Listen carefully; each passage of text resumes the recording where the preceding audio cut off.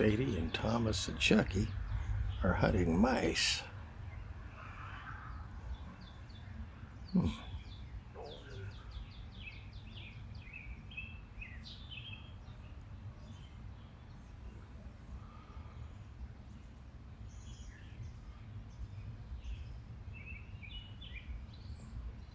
This is the longest Chucky's ever been out here without trying to do anything he's not supposed to do.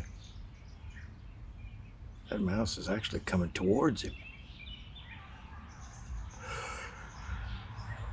I think it's a shrew.